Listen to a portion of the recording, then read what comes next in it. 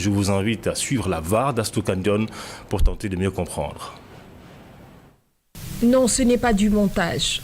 Tel un coup de tonnerre, ces images ont très fait trembler les réseaux sociaux. L'image de ce trio inédit, voire improbable, a provoqué l'onde de choc chez beaucoup d'internautes.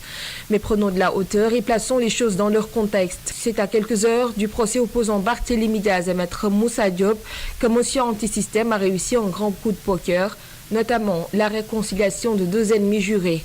Ousmane Sonko, leader de PASTEF, vient d'entériner l'armistice d'une rude bataille médiatique injurieuse, menant même à un procès plusieurs fois renvoyé. Il y a quelques mois, le maire de Mermoz Sacré-Cœur accusait le directeur général de Dakar Dem Dikk de déposer une plainte contre lui pour une affaire foncière remettant en question l'autorisation de construction du siège actuel de l'APR sur son territoire. Des accusations sévèrement battues en brèche par l'ancien leader de Macky 2012, conduisant à un différend qui s'est soldé par une autre plainte, venant cette fois-ci du DG de Dakar Dem Dikk pour diffamation.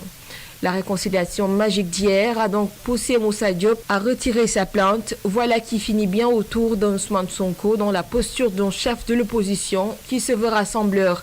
Mais cette même réconciliation aura-t-elle le pouvoir et le droit de retirer la plainte de Barthélémy Diaz contre son nouveau pote?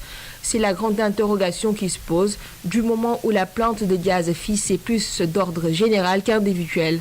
Interrogation pour interrogation, on est tenté de savoir qu'est-ce qu'en gagnerait le leader du PASTEF, lui-même qui s'érigeait en antisystème et soudainement devenu fédérateur du système. Si ce n'est en politique politicienne, sachant que ces retrouvailles qu'il a lui-même initiées impliquent de purs produits de ce même système qu'il a tant réfuté.